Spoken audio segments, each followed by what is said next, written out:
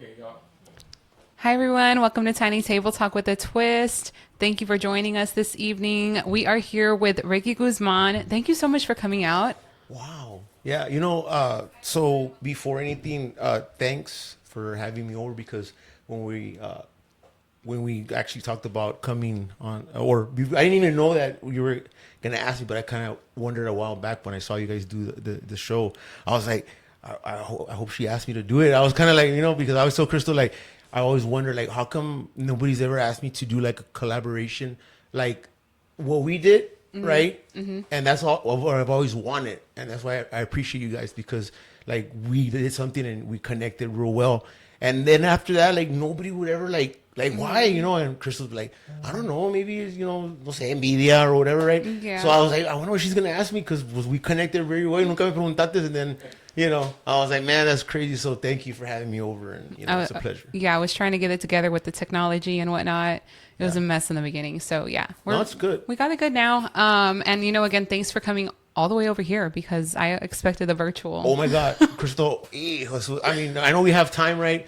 But I'm gonna tell you everything that happened today. I had a bad day, whatever. But what makes it better is baby Ricky came with me también. So I was like, it's very different from you now, and so like it's a blessing. And so like when things go bad now, it all falls into place. And so, but yeah, I really had a bad day today. It was crazy, man. So we'll talk about it, I guess. If you ask me about it. Dice Sandy, same. I was excited to be invited and enjoyed it. Thank you so much, Sandy. Sandy, did you like the incense? Like it smells good in here, man. Like I feel real relaxed. Yeah. Everyone says that about this room. Yeah, it's real Oh cozy. my God, I love it. Okay, Yeah, okay. yeah, yeah. Yes, Remember yes, one yes. time I think we played here in Houston, and then we came over because Crystal needed that plancha, right? And then so I was like, hey, well, can we shower? And then Checo showered, and everybody, by the Yeah. time we hogged up her shower, her showers, because she's got a beautiful home, right? And it's so cozy in here. Like, plus it's all due to you guys that y'all are real good people, so. Thank you. It was the first thing I noticed. Yeah. Yeah. So you guys are going to have a great time here tonight. We're going to ask questions. If you have any questions, drop them in the chat.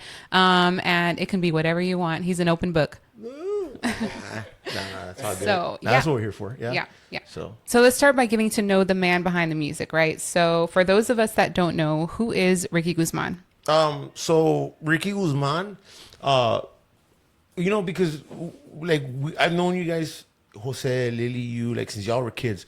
So I have something very different for you guys in my heart. So I'm gonna open up today, like and so this is something that I really never say. But so for the people that don't know who Ricky Guzman is, my actual name is Juan Ricardo Guzman, which by the way I hate. I hate my name, and I'll tell you why. But so that's one way to open up right now that I really don't say my real name, but it's Juan, just so y'all know. But I don't like it because when I was in school in elementary, for some reason, people would be like, Juan, and then somebody would say, Pan, Juan, Pan. So it stayed like that, and they would make fun of me because of my name. Oh, I'm like, man. I fucking hate it. So can we say bad words? No. Yeah, no, you're good. You're good. Te creas. And so, yeah, because of that, Juan Pan. So don't call me Juan Pan. I'm Ricky Guzman III, and I play accordion, and I try to sing. So don't say that one name. Got it. Yeah, I know. Hell, yeah, no. It's all good. It's all right. Okay. When would you say, because I know that it runs in the family, right? When would you say that music started becoming a part of your life, of your everyday life? Is it something you chose to do or something that chose you? Well, it's crazy because this is how I can explain it. When I was a small kid, for you to break because we're like 8, 10 children in the family, and for you to break your brothers and sisters and your mom's toothbrushes, and I'll tell you why. It's funny. Like they would get mad and whatever, but the reason why I would do that, and that's why I'm trying to explain that, I think that's where it all started, in the restroom. Okay. So it's funny because when I was small, I would sit in the restroom, and my mom, pues mi mamá es de Mexico, right? She's born and raised over there, and then she came over here, and then, right, she married dad and whatnot, had kids, and so my mom always had buckets, Mexican moms, buckets and mapeadores. So I would get buckets, and then I would use the trash can. My mom always had the restroom real clean, so I would get the trash can, right? And so we were kids, and we actually got to live in the projects, like. in some times, right? Whatever, and we did. So the projects, one of the actual restrooms, it's the tub, and then the actual, what do you call it? The shit, the toilet, right? So I had an idea, so I would get a fan because it was hot. So I put the fan, and when I saw the fan, I was like, I want to hit this, right? And so I got toothbrush and I was bing, bing. So then by the time I knew it, I got the actual trash can and I got it, and then I would put the bucket sideways like that. And then I made a drum set with a fan and the snare like that. And then the kick was the tub, boom, boom. It would like, and my mom would get pissed. Ya va a tener que comprar cepillo de dientes nuevos porque te lo está quebrando Junior, because that's what they call me when I was a kid. And I think that's where it just started naturally. It's in the blood. Yeah. And you know, I would tell you, before I would never say this, but I'm very different now for some purposes and stuff. And so it's just a very different type of talent. You know, and it's good, but that's when I noticed it, that, you know, it was more like, oh, why am I getting nervous? So yeah, and I actually, that's where I found out that I had something hidden, and it came out. And then after that, pues, my dad would try to teach me, and then I would cry because they would leave me at home and they wouldn't take me on the gigs. Y ya pa cuando menos supe, I was like 7, 8 years old. They started taking me on the gigs, and then after that, yeah, I just learned how to play, and then they would teach me stuff, and you know. But I think that's where it all started, and I owe it all to my grandpa and my dad, you know. So Those are some of the best musicians, though. They just start randomly like that, you know? yeah, Yeah. it's crazy because you kind of could see it in that person, and I think I'm very blessed because now, with what I've been through these past couple of years, the best blessing in the world, and now I know how my dad felt about me, is because that's how I feel about baby Ricky. Like he can give him an instrument, and he's gonna learn how to play it, you know, and he'll try to master it. He's not like his daddy, right? Pero, but yeah, I mean, I'm so proud of that, you know. Well, we've been following you on Facebook and seeing, you know, you're playing everything right now. So it's awesome. We're going to talk to baby Ricky too, guys. Don't worry. Yeah. Elazar Garza says it all started in the restroom. I remember. LOL. Oh, okay. So yeah, so a lot of people on Facebook sometimes come out, and Yeah. well, people that know us, and we grew up together, and we would call it the Edinburgh Village. Well, it's called Edinburgh Village Apartments, and we at that time we thought we were all like gangsters. Puro EVA would say that, you know, but it was just the projects, and that's where we grew up, right? And then after that was, yeah, but that's where kind of like, you know, and my mom would never tell me no, like stop. That was in with my grandpa and my dad. That was the number one rule. You never tell our, you know, kids or that are learning in our family to shut up. Don't play that. Don't ever do that to a kid, right? Right. That's their, because then you'll smash their dream or whatever they try to do. And so I had the freedom because my mom couldn't tell me anything. Like, she would just stay quiet, and that would end up with anymore. Yeah. She had that, you know, mentality. That's beautiful. That's support. Yeah. Sorry if I'm talking too much, let me know. And no, take away. Yeah. Okay, so who were your biggest musical influences growing up then? Okay. Well, the answer is like that right away. And I really don't say it because there's a little story behind it. I despised that person at first, but in a good way. But first of all, my grandpa, because like as I was growing up, like mind you, I went to elementary, and at the same time, like I started playing gigs. By the time I was already like, you know, 7, 8 years old, my grandfather wasn't traveling anymore. Like they would come a lot to Houston, Matamoros. You know, you can ask people from here, from H-Town, Matamoros Ballroom. They would travel a lot, Phoenix, Arizona, and stuff. But by the time I went at my age, he was already settled down and was comfortable with just doing quinceañeras, bodas, and play at bars, right? So I learned real quick how to be very respectful, as far as like you respect your elders, you know, and you have this 7, 8-year-old kid like doesn't know what it is to go to the movies. I didn't go to prom. None of that stuff because I grew up too quick, and so like what was the question again? Shit. Your biggest influences? I'm joking. Anyways, so my grandfather, I owe it to him because he taught me the principle rule, like you respect and don't ever say that you're better than anybody. So that's my biggest influence, because you can be the best musician in the world, but if you have a shitty attitude, I'm sorry, but you're no good, right? it's really common sense, and it's just the plain truth, right? So him, and then my dad, really, he came towards the end because my dad was always busy playing, so he was really like concentrated with the conjunto. He was my grandpa's right hand man. So that was the drumming part, because I actually started on the drums. So then after that, I started playing bajo. I learned how to play the bass and all that. But my biggest pet, not pet peeve, but like I always hated the accordion. I despised it because I would just see buttons and I'm like, I don't like it. It's too much, right? But my biggest influence and the way I play and stuff, I really owe it to Bone Mauricio. That's really my Oh, biggest influence. wow. I would have never known that. Yeah, yeah. When I heard him, I was like, damn, that guy's like, I didn't know anything. I didn't know he was behind the Hometown Boys when Joe passed away and stuff like that.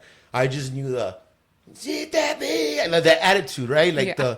the way the showman that he is, the way he carries himself. He knows, Bonet is a great entertainer, and he's got that image. Like he's a gangster, that guy gets down. You know what I mean? Pero there's a different side to him too, like a humble side. Acá, Oh, like, yeah. but Yeah. that's between people that he really really cares for, right? So going back, at first I despised him. I couldn't stand him because he would throw that front like "¿Qué onda, puto?" Stuff like Yeah. that, right? That's And how I'm I like, met him too. What the hell, right? Like what? So I always said, man, this guy, like I can't fucking stand him. Like I hated him, and I've told him before, and he laughs like "pinche cabrón," whatever. But because we were close, right? We're close and stuff.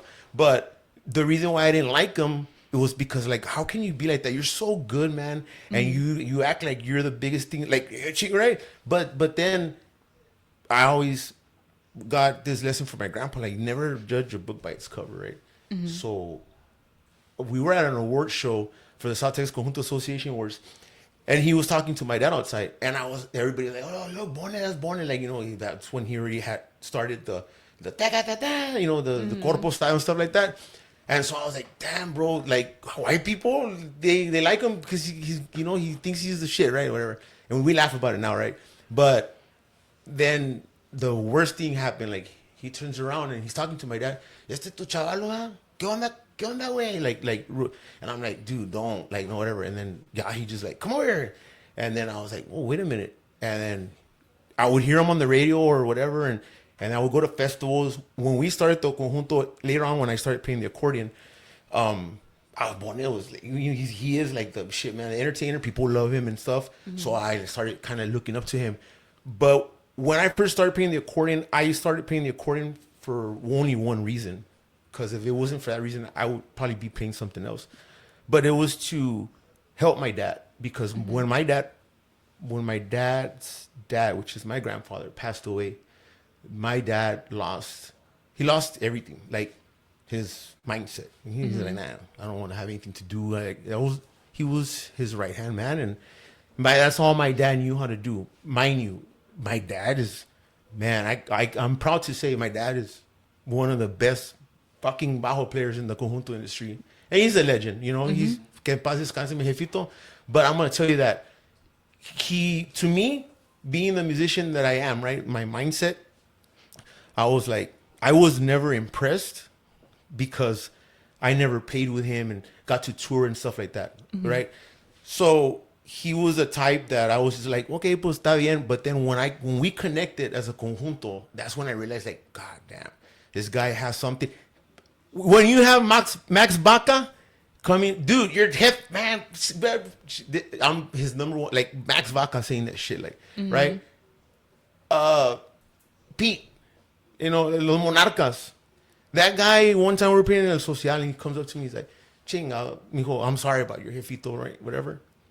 But he's like, man, lo quería un chingo a tu jefe. And I got to see that because Monarcas, when we started kind of playing, I always had this, for some reason, people always tell me, I would always want to see a mano a mano with you and Monarcas because Monarcas también, right? Yeah. Mario, Pete, like, so, and I like, he would always tell me, and when we would play together, okay, on un baile, he would always go to my dad, le saludaban, like, eran camaradas, right? So a lot of people, like, lo querían bastante, and they would always tell me, this guy's está desgraciado, whatever. So, it's so until later. So then after that, like, Bone kind of influenced me. Like, so the reason why I started playing the accordion was because of that. But when I started playing the accordion, I went to my dad's house and I said, Dad, you got to get out of that depression, because he was just sleeping every day. He didn't want to do anything anymore. And then he encountered a problem that when my grandfather passed away, he gave it the benefit of the doubt to continue without him, and something happened. Somebody, and I can't say his name, but that person pretty much hired him, and my dad had this guy helping him out on the accordion, and he tried getting back up on his feet to try it, and he busted his bubble, because that one of the gigs that where they played at there in the valley, my dad couldn't fulfill the gig because the accordion player said, "Hey, I gotta go. My wife's having a baby," right? Mm-hmm. So he had to cancel. And then the other band that was gonna play at that place didn't even show up. So my dad had to play the whole 4 hours. And at the end of the day, the guy's like, "You're still getting what I'm," and he's like, "Wait a minute, you paid 2 bands to play here, and yet you're shortchanging me, whatever." So then later on the radio, they made a comment like, what is he doing playing? She just quit. His dad already passed away, like, because that person was mad because se pelearon because of the money, right? And so my dad, like, fucking, he lost. He's like, "You know what? Nah, I can't." So then he went to that depression. And I said, "What do you need, Dad?" "No, I'm fine. So I went and I grabbed my grandpa's accordion. He said, "Hey, tres flores. I don't like the songs, but how does it go?" And he would go, and I would go, "Bap," and right away, like, I would hit the key, and I'm like, "Okay, it's right here." Bam. So when I started playing the accordion, I started, bam, bam, bam, bam, bam. And so 2 weeks later, he's like, "Hey, let's get a gig." Oh, wow. I was like, "No me estás loco." Like, so like a month later, we got a gig at the 77 Ballroom in San Benito. It was a place in the valley. And he's like, "Vamos a tocar," but we're playing 2 hours straight. I'm like, "Man, no, there's no way," right? I didn't even know polkas. And my biggest weakness was I couldn't play when I would play the intros, and then I would stop playing, because when the person was singing, I didn't know what the hell to do. I just knew the intros, right? Mm-hmm. So then going back, that's when I started looking up to Bonnie, because I said, I don't want to sound like Ruben Mela. Mm-hmm. I don't even want to sound like my grandpa. I want to be unique, right? The mentality, whatever. Mm-hmm. So I said, what can I do? And so that caught my eye. Like, Bonnie, like, fuck, and that attitude and the way he plays. And Bonnie is, man, that man he's a beast. Like, he knows too much. But that's where he started influencing me, like, the feeling. And that's why when I play, like, I can do a pisada 2 different ways and a different feeling, but that's so he's pretty much my biggest influence, because when I became an accordion player, that's when I got more respect than playing for a big band, playing drums for a big band and stuff like that. You know, that's so. And then I got to represent my roots, the conjunto. I kept it going, and that's how. So yeah, those are my influences. I would have never guessed Bonnie. That's awesome. That's awesome. Bonnie, saludos a Bonnie. Love you, man. Yeah. Okay. So now that we're at the beginning, then, what were some of the biggest struggles that you faced with the conjunto? Mm-hmm. Okay, because mind you, like, I have the phase where I started playing with the big bands first, right, and at a very early age too, and then after that, the conjunto. Well, those two. How does those struggles differ from what you faced when you went solo, basically? Okay, so when I got out of touring on the road, right, pretty much was. I didn't go solo because me and Dad, we started the project and stuff. I think the biggest struggles there was having to travel and not being able to charge to be able to meet ends. Like, hey, you know what? We make money. That was the biggest struggle.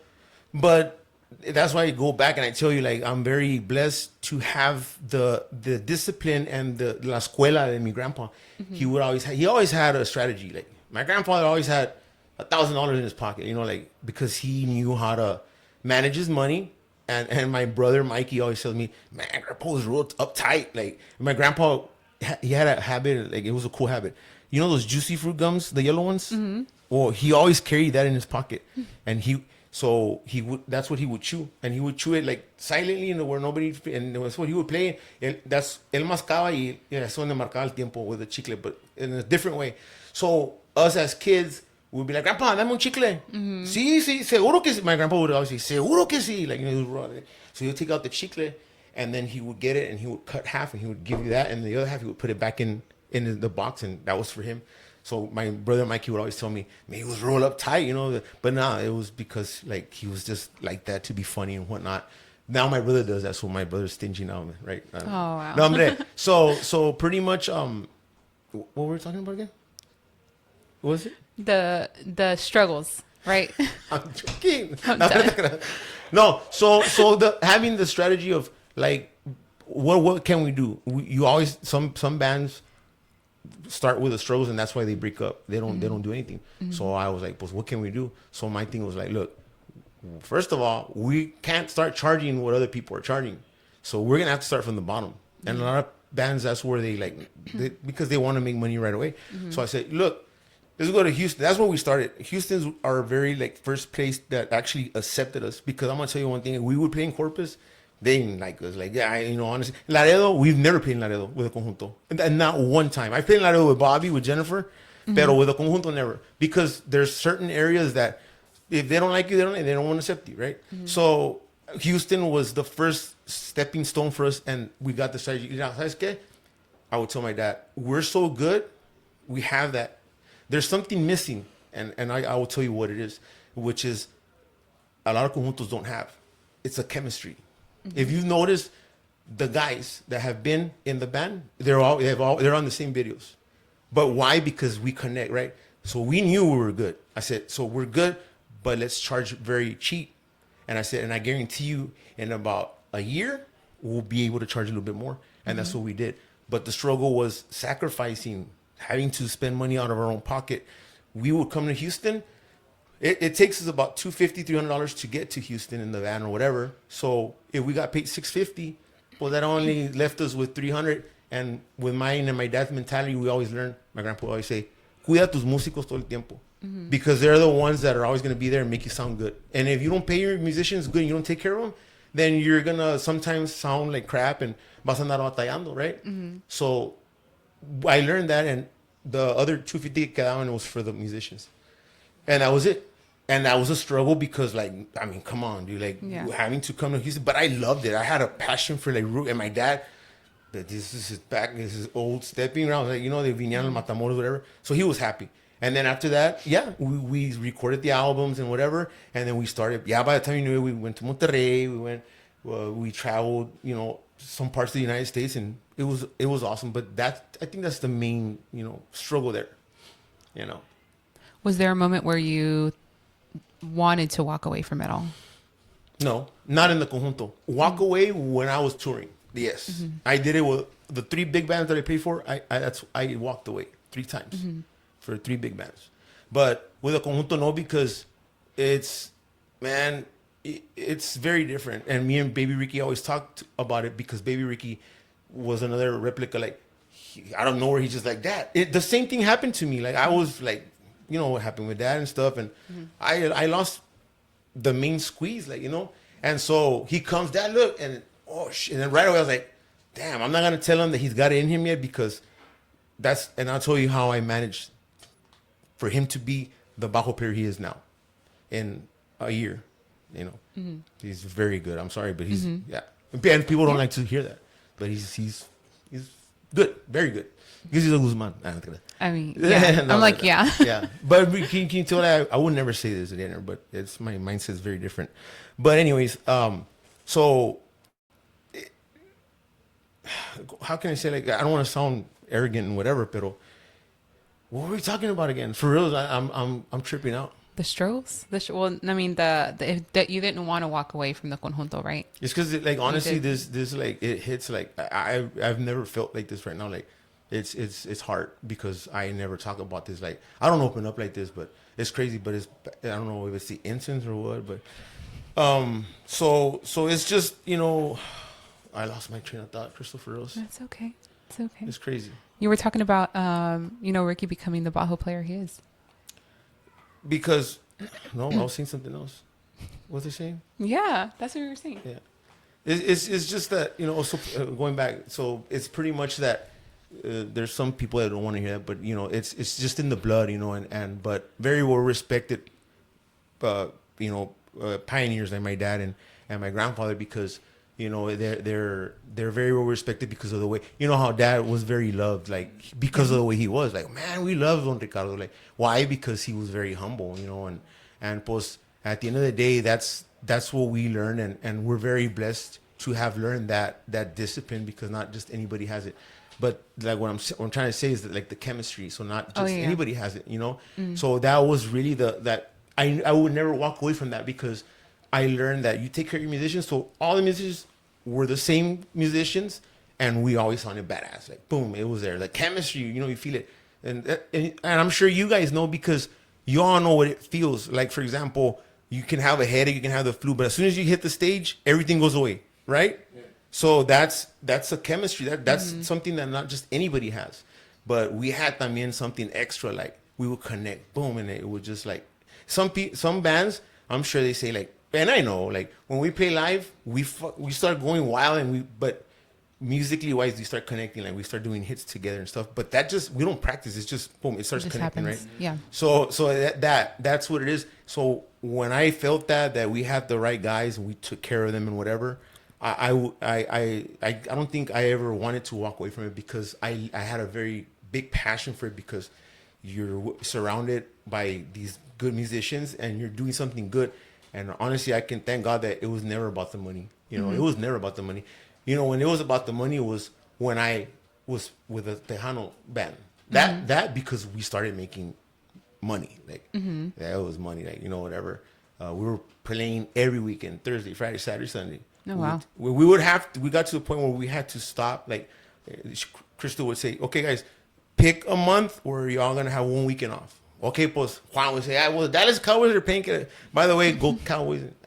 So, you know, so that's how, so that's where it kind of got technical, pero with a conjunto never. So with the bands, traveling and all that, that's where I was like, nah. And I asked myself, what am I doing here? I'm just pretty much a background musician. So that's when I walked away, because I was like, nah, I can do something better. And it's pretty much the way I thought about it. And that's why I walked away. But then that, yeah, it's all good. Especially when it's family too, it makes it all the more special. Very different. Yeah. And don't get me wrong, you know, sometimes it's not good to mix business with family, because my grandpa would even say like, a veces no es bueno revolver el negocio con la familia, because he kind of experienced that with his brothers. ¿Me entiendes? Like they were all talented. My tío Gino was like, I'm not saying that they were in a fight or in a bind or anything like that, pero my tío Gino, like in the valley, like, you know, you ask people, will be like, ¿qué le pasó a tu tío Gino? Le decían, el gordito que tocaba las tamboras. That guy was the one that started like flipping sticks up in the air. Hay que ir, and like, just because the record, that one, that's my tío Gino on the drums. So he would do all kinds of rows and stuff. So like, but they started that, and they had problems like, pues, ¿cuánto vas a cobrar? Y cuánto, you know, whatever. And so, and I kind of experienced that with that too. But I was like, Dad, shit, I don't care. Let's go. Like, what do you want? You know, or ¿qué quieres tú, me decía, right? Pues, I don't want nothing. Like, no, pues, yo tampoco. It's not about the money. Okay, pues. But sometimes we would butt heads, like, because one was trying, pues, my dad, he's always been with my grandfather. So he's the main squeeze behind the conjunto band, you know, like, he knows what people want. So, but yeah, it's how it is, and you never mix the business with family sometimes, because it won't work out. Sometimes, but sometimes it could be amazing. Well, yeah, but hey, you know what? At the end of the day, we're still good, you know. So Dice Mike Guzman, putting me on blast like that. I think he's laughing. That's my brother. Give me a gum. Sandy, it just dawned on me, we are Guzman too by marriage, but Julio is why I'm doing this. What is it? She said they're Guzman, her by marriage. Her husband is Guzman. Oh, okay, yes, Yeah. Sandy. Yeah. Yeah, I saw that one time. I think it's her husband's Guzman. Yes. Guzman's with the great influence over Yeah. here. You know what, Crystal? When I was growing up, like playing, I was like, say, man, I never met no family members of mine like Guzmanes, because it was just us, my tío, or whatever. And so I was like, I need to make the name big, because I want, you know.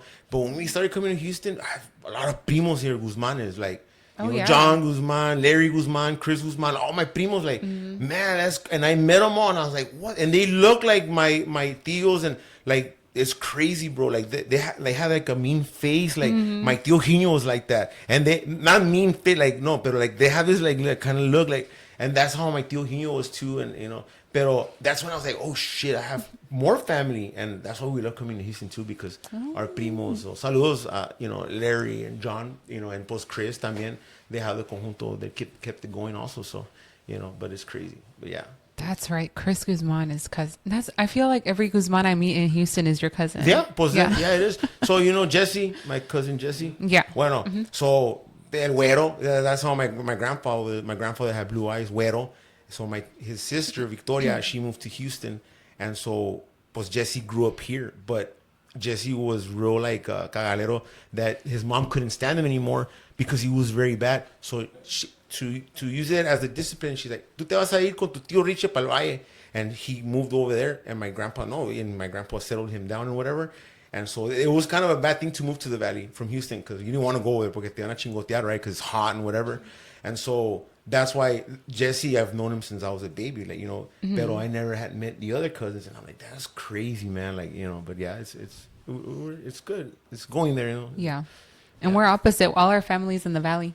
Right. We have like primos everywhere in the valley. It's that we crazy don't know. because it's all like vice versa. But I was sad, like, man, this is crazy. We got to keep it going. So, Yeah. Ni modo. Yeah. But yeah, that's what we're doing. Okay. Is there a performance that you would say you'll never forget? Yeah, the ones that we didn't get paid. Oh. Yeah. No. This is going out of the box from the conjunto, but the performance that I'll never get is performing at Madison Square Garden. Okay. Who gets to do that? Right. There's a picture on Facebook where it's with Jennifer, and I got to meet Shakira, Pantera, like the big rock groups and stuff. It was like a Viva la Radio festival. Oh, wow. And so it was all Latin music. So de repente comenzaba on stage and it was Shakira, and then something else would light up, right? People would move and it was Juanes playing, like literally. And then like Pantera, like a fucking badass Mexican, you know, rock group and stuff like. Oh, wow. And so like, and then Alicia Villarreal was there, Marco Antonio Solis was there, like, and then Jennifer, pues, because of the Mundial now, like right now, she got the contract with Univision, and that's when she started touring for the Mundial. So we were gonna, it's right here, look. So, and it's Madison Square Garden, like, Oh my yeah, God. MSG. Wow. It's in New York. So, but yeah, it's kind of blurry. But yeah, that's Jennifer, Ivo, and Mike, and all the guys, right? That's awesome. So at age 14, playing at Madison Square Garden, like I will never forget that. And then post New York, like, man, I was like, damn, it's really how it looks in the movies.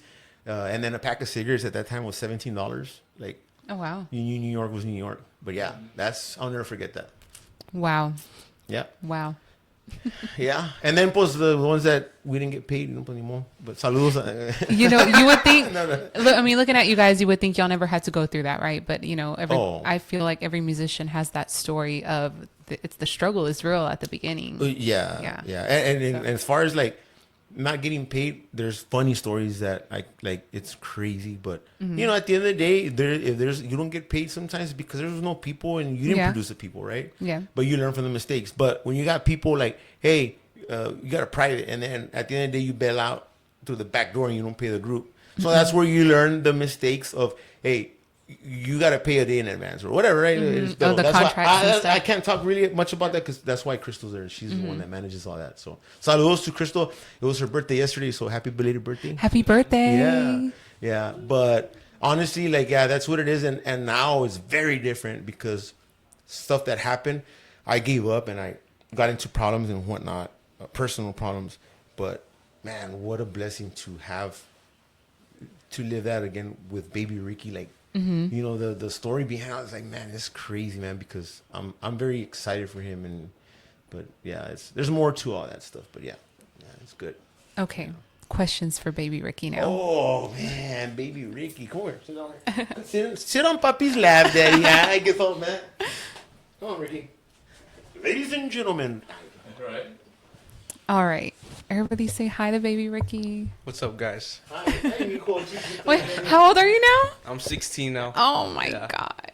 I remember you guys kids. I remember holding baby Evan. Yeah, Evan. Oh my He's God. 12, 11, 12, He's 11. 11. I have a picture somewhere. He's a little baby, smiling. So cute. It is so crazy and it makes me feel my age. That's great. I know, right?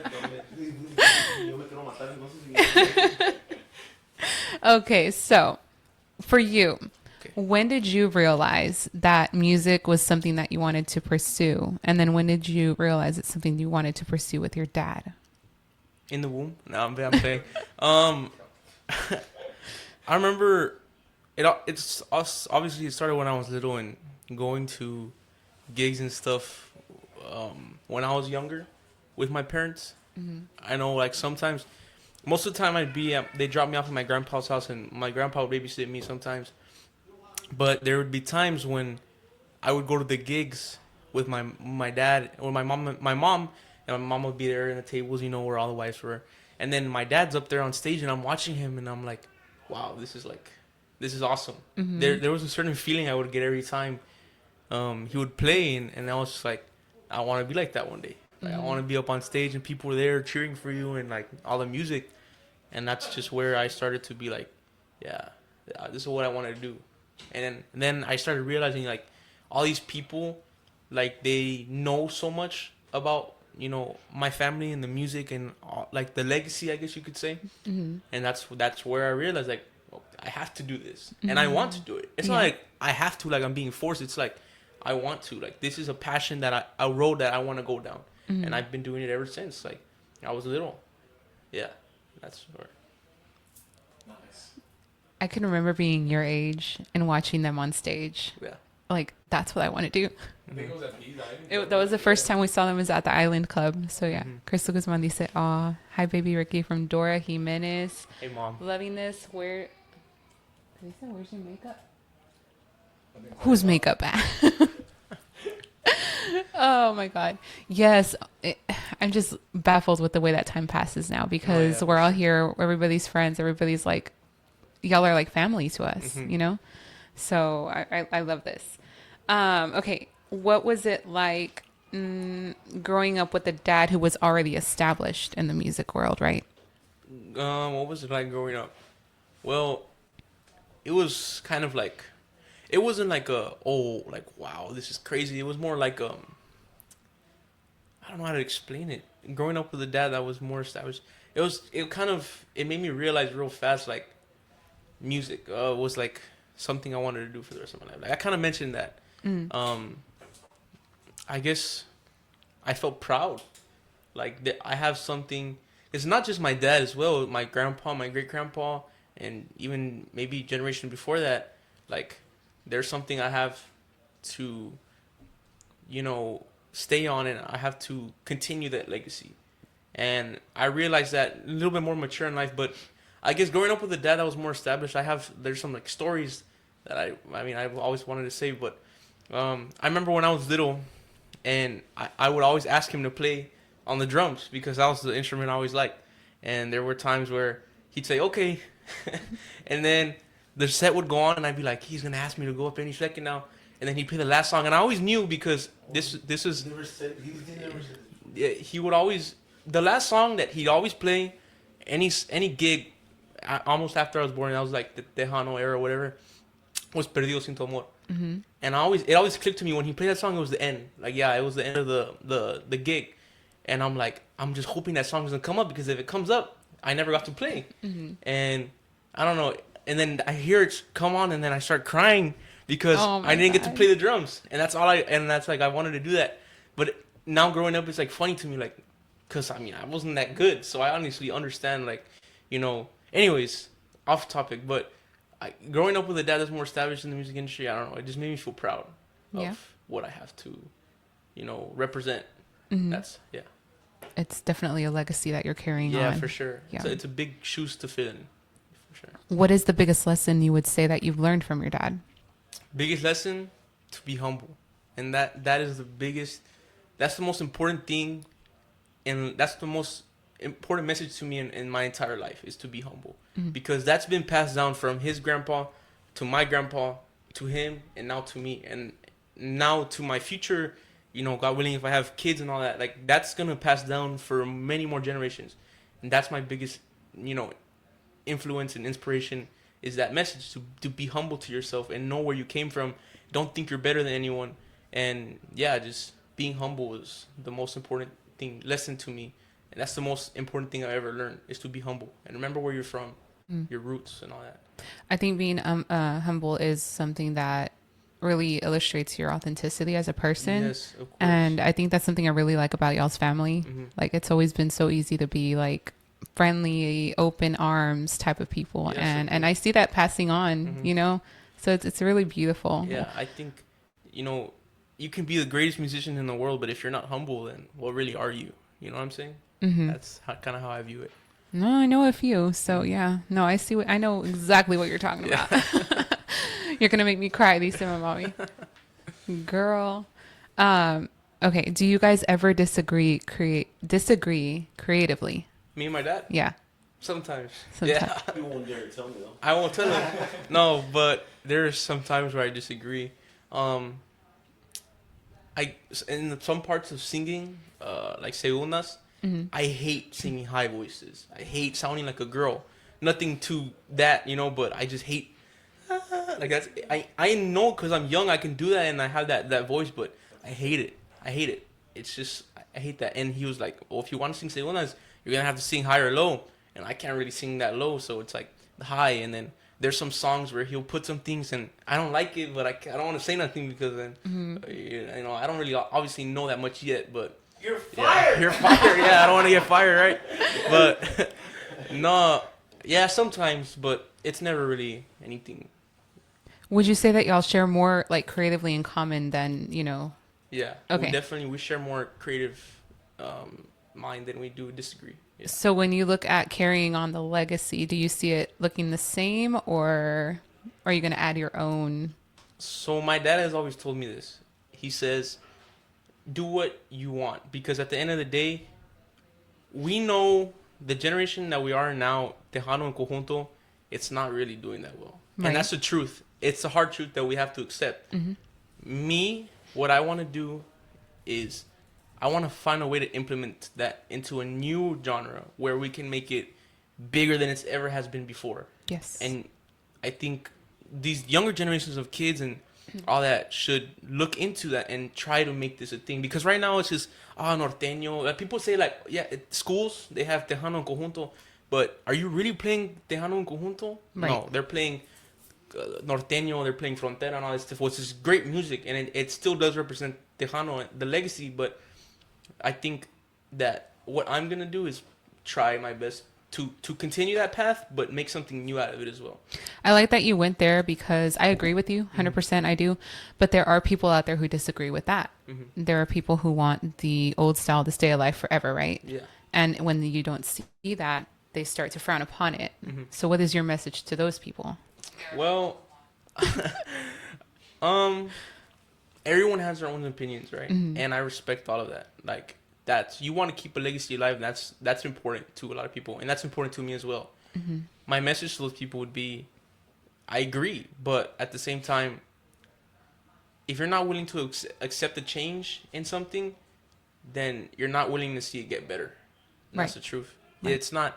I mean, there's always going to be people that listen to the Tejano and Conjunto, but it has to have some sort of change. And it's not going to be like a detrimental change or a drastic change that is going to be bad. I think it's going to be a good thing because we're opening it up to so much more people, countries, continents. Like, it can be a worldwide genre, but it's not. Right. And I guess my message would just be open up your mind and see, like, the future that this genre can have.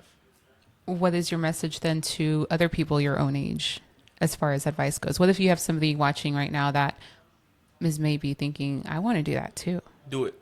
I would definitely say to do it because one mistake in life that you will make 100% is not pursuing it's not going after what you want to do. It's if you have something in your mind and you don't ever let it come out of your mind, that you're being so unproductive. And Right. I chase that dream, you know, like even if it's not Tejano Conjunto, try to make something of your own. And even if you're bad, if you don't think you'll be good at it, you'll never know. That dream will never come true because you're not trying to make it come true. And for Conjunto and Tejano, my message to you guys, to the younger generations, would be listen to it. Like, try to, you know, listen to it and start to like it. And obviously don't force yourself to, right? But try it out, right? Because there's people are so stuck on rap and hip hop, and those good genres, right? But there's some songs that I hear. I don't even listen to rap and hip hop. Like, if you ask my dad, I mean, I'll listen to Michael Jackson every now and then, right? But Michael Jackson for sure. So I'm sure people can't really hear me, but you can repeat. Him and Evan go into the garage. That's their like playground, right? And then I bet you hear Jay Perez, David Lee. I'm like, what the? Like, how? Like, no. Like, and then he loves to play the drums. And I'm like, no, you're a bomb player, right? But, oh my God. Like, it's crazy, man. Like, yeah. They're exactly what I wanted. Like, yeah.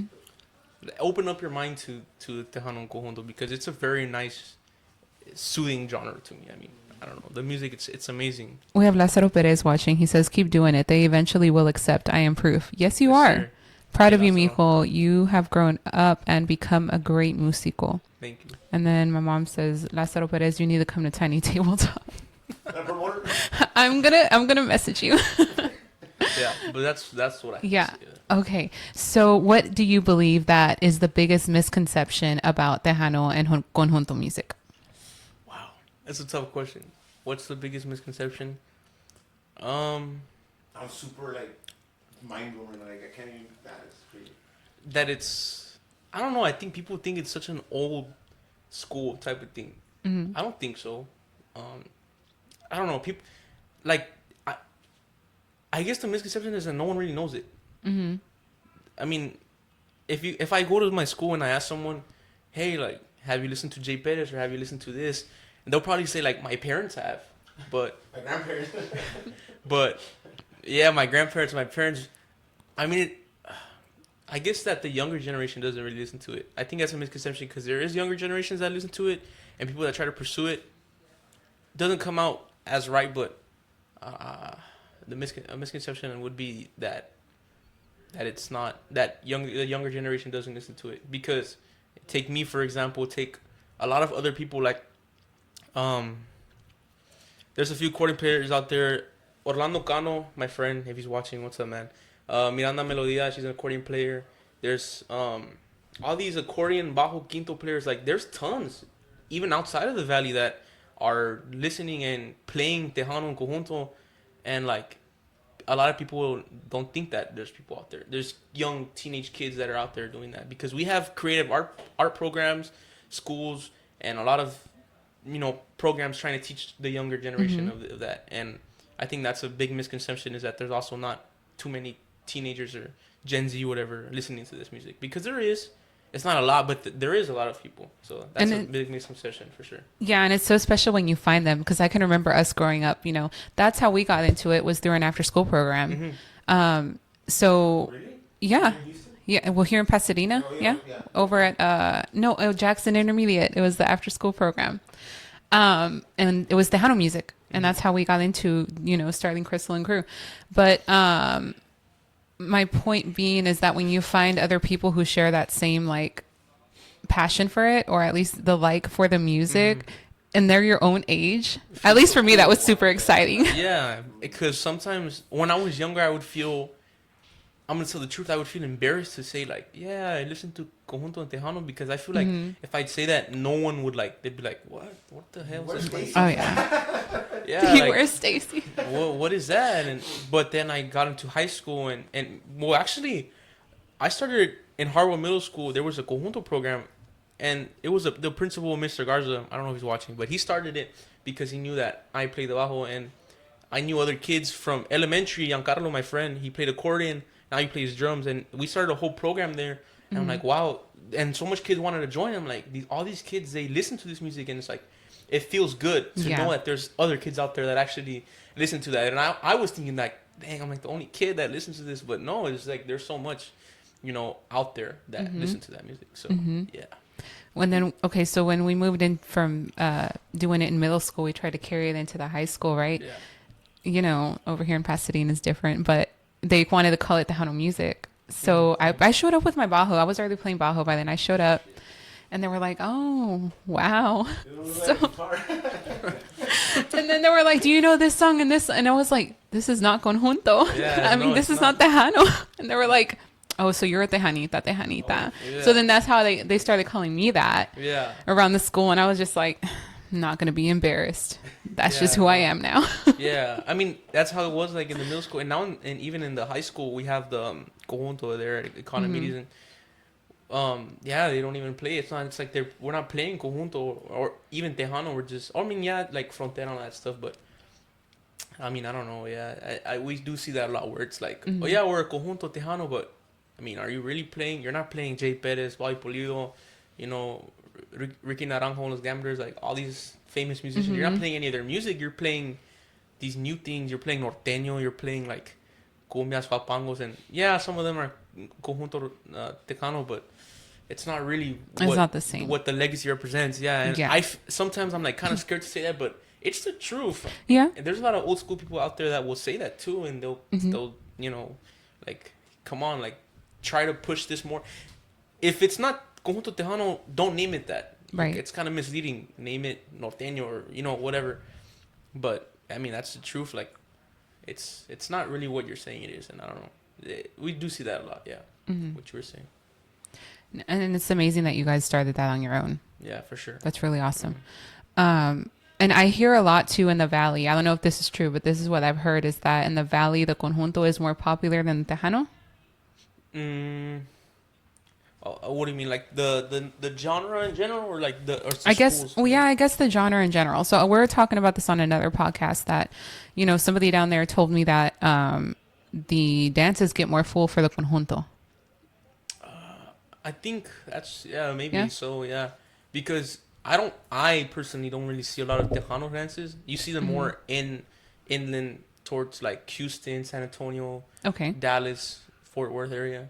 That's where you see more of the Tejano. In the Valley, I mean, yeah, that's kind of where it all started, right? Yeah. The Valley's the conjunto and all that. So yeah, I think it's more popular for sure, but they're both equally on the same terms as far as popularity. I think conjunto just has more of the ground because that's the roots. Like that's where it all started. That was my question. What you thought the purpose or the reason, you know? Yeah. Yeah. Okay. Okay. So if you two could describe each other in one word, what would that be? Perfectionist. Yeah. Perfection. That's a high standard.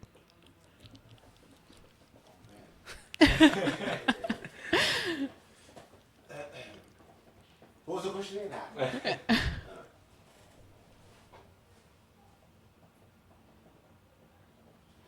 Yeah, my hero.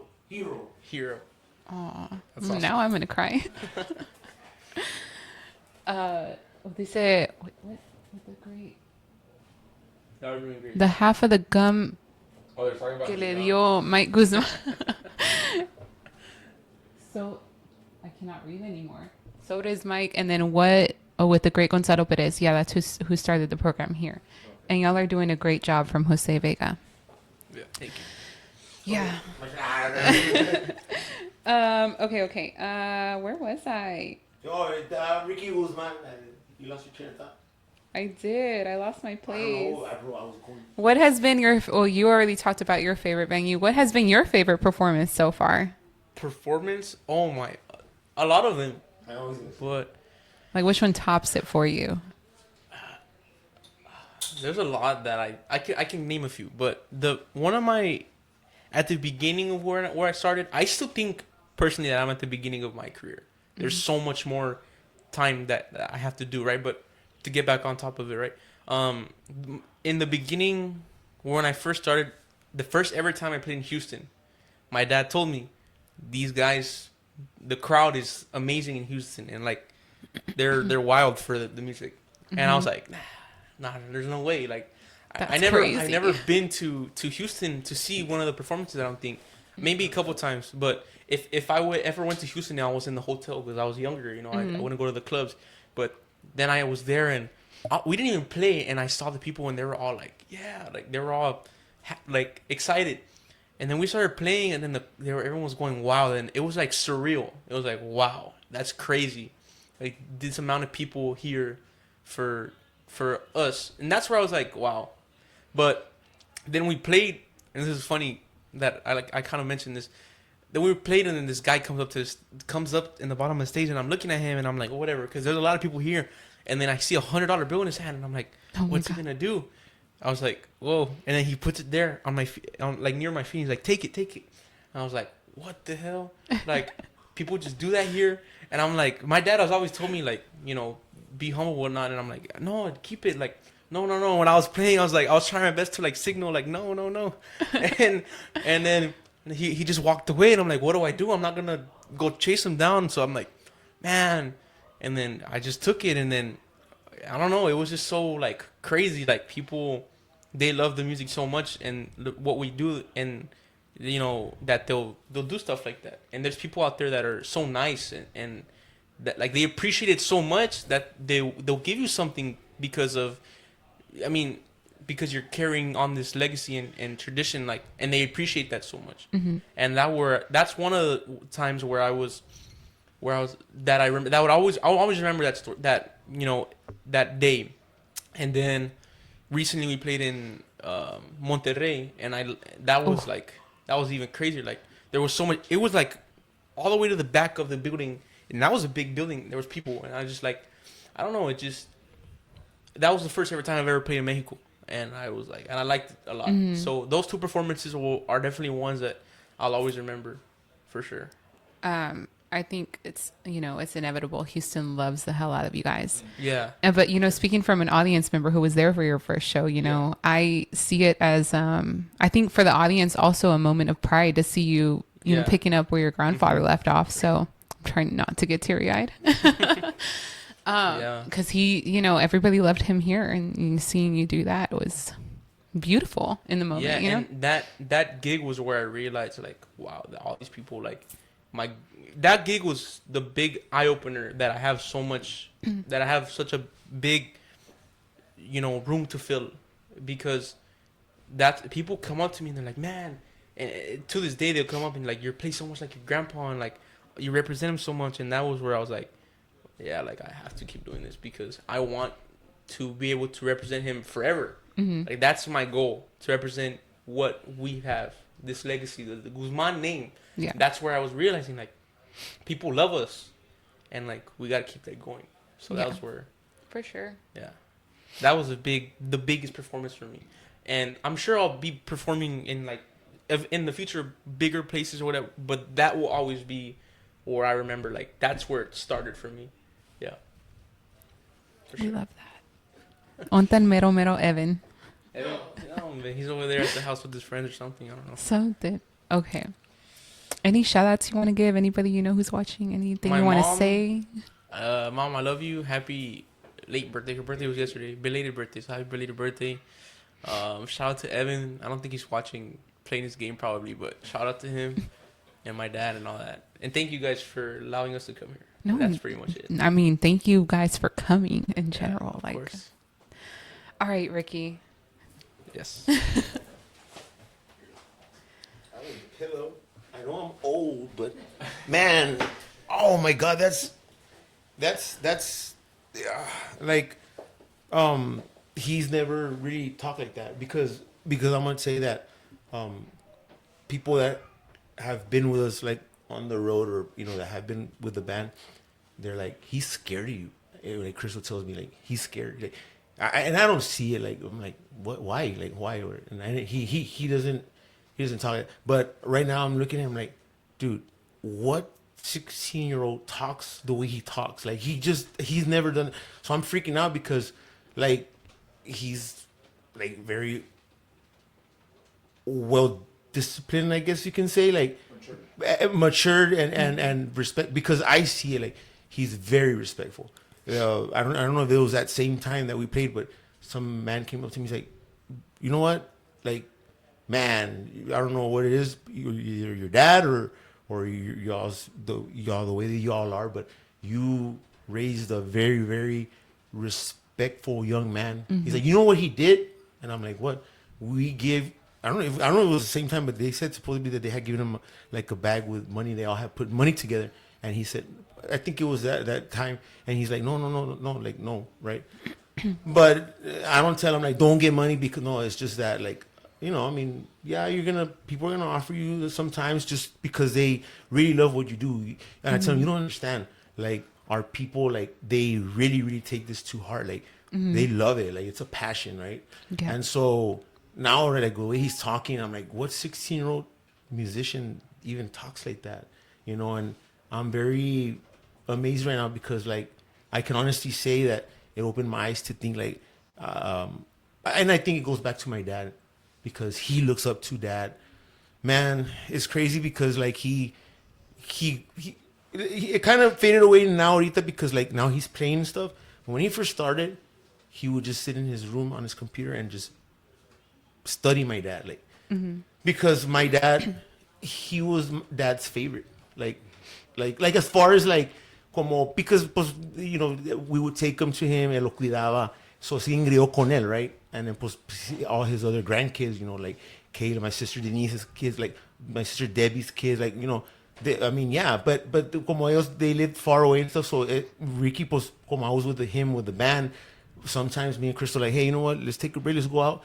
And he would be like, hey, are y'all going out? Yeah, tráeme a Ricky, because Ricky was born first. And then yo los cuido. And I'm like, dude, that's fucking crazy because when I was small, like, he was on the road playing, like, I mean, I'm not going to say that he didn't pay attention to us, but, that's the way it was. Like, because he was busy, right?